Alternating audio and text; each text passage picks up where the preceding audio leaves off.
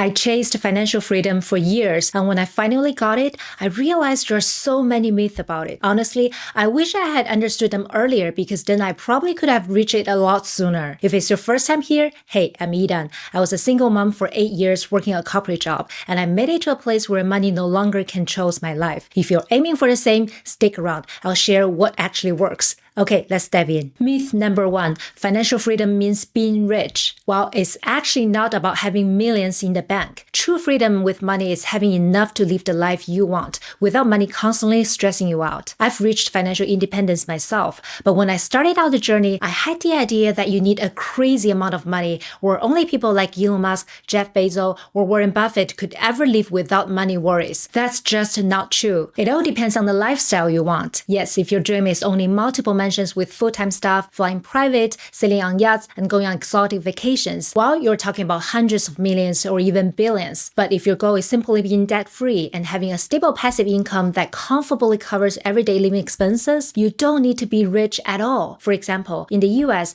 the average living expense for a single person is around $50,000 per year. In smaller European countries, it could be $25,000 to $35,000 per year. In countries like the Philippines or Indonesia, living comfortably might only cost $10,000 to $15,000 per year. Now, let's say you can make your money work for you and get a 4% annual return from investments, which is a realistic target for a diversified portfolio. That means the amount of money you will need to generate enough passive income to cover your expenses is $1.25 million in the US, $875,000 in smaller European countries, and $375,000 in the Philippines. Sure, those numbers might still sound big, but here's the thing. You don't need to be Elon Musk or Jeff Bezos to be free with money. All you need is enough to cover the life you want. Financial freedom isn't about extreme wealth. It's about freedom. Myth number 2, you need to work hard forever to be financially free. Hard work helps, but strategy and discipline matter more. Financial freedom comes from making smart choices like budgeting, investing, and managing risk, not just hustling nonstop. Many think you have to work 30 to 40 years and rely on a pension to be free, but plenty of people achieve it much sooner. Take Mr. Money Mustache, for example. His real name is Peter Adini, and he's a blogger and retired software engineer. Actually, he retired at 30. How? He and his wife lived frugally, saved aggressively, and invested wisely. By the time he retired,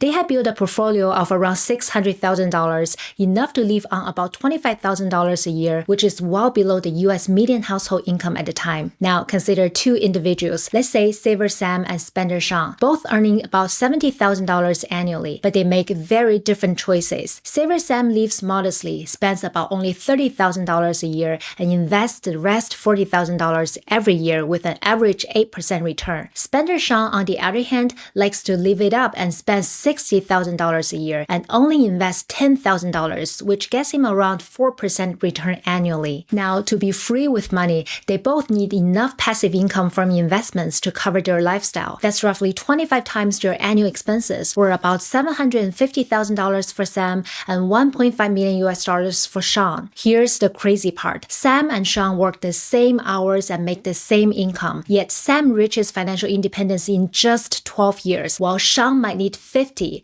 all because of one thing: how they manage their money. Their choices, like how they spend and invest, ultimately decide how many years they will need to work before they're truly free. Myth number 3, a high income guarantees financial freedom.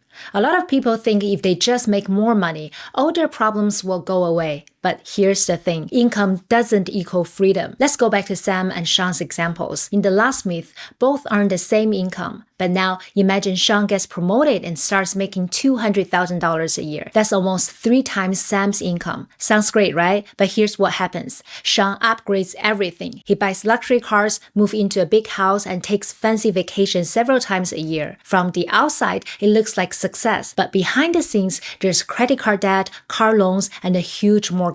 Even with that big salary, Sean is still living paycheck to paycheck. Meanwhile, Sam keeps it simple, spends thoughtfully, avoids debt, and keeps investing steadily. Over time, Sam's money compounds and eventually replaces his income completely. A famous example is Ronald Reed, a janitor and gas station attendant who earned modest wages his whole life. When he passed away, people were shocked to learn that he had quietly built an $8 million investment portfolio simply by living frugally and consistently investing in dividend dividend-paying stocks over his lifetime. He proved that wealth isn't about how much you make, it's about how you manage what you have. The next myth is investing is too risky for financial freedom. Some people think investing is like gambling, which is unpredictable and dangerous. But here's the truth. Avoiding investing is actually riskier in the long run. Take inflation, for example. Every year, your cash quietly loses values. Historically, US inflation averages around 3% per year. So if you keep your money in a regular savings account earning close to 0.5%, you're actually losing 2.5% of your purchasing power every year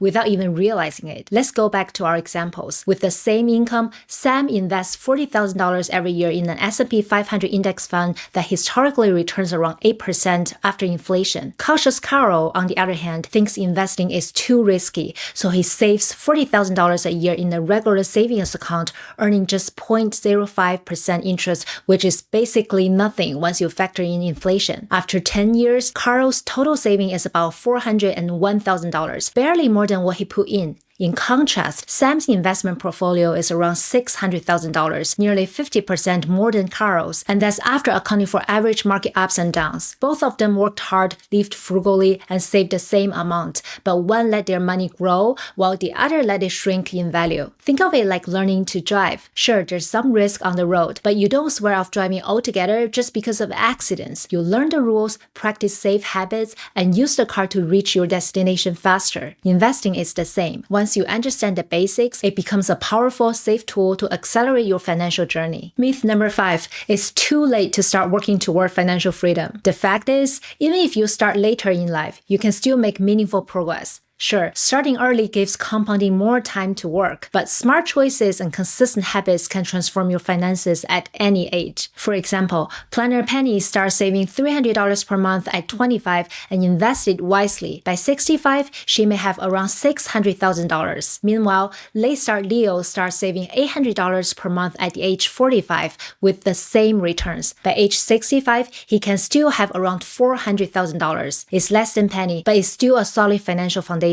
So even if you are in your 40s, 50s, or beyond, the key is to start now. Cut unnecessary expenses, build an emergency fund, and put your money into assets that grow, like index funds, real estate, or a side business. Because it's not about when you start, it's about not waiting any longer to start. The last myth on my list today is financial freedom means quitting your job, and that life will be boring. Here's the thing. Having autonomy in wealth doesn't mean you stop working. It means you work because you want to, not because you have to. You don't have to stay in a job that drains you just to pay the bills. Instead, you get to spend your time on what actually matters to you. Think about it. A corporate lawyer might start teaching workshops to help people who need legal advice. An office manager could open a little bakery just for the joy of baking. And someone who cares about the environment might volunteer or start a social project, and they decide how much they want to work. It's not about the money anymore. It's about time, energy, and purpose. And guess what? Life doesn't get boring. Quite the opposite. You finally have time for passion projects,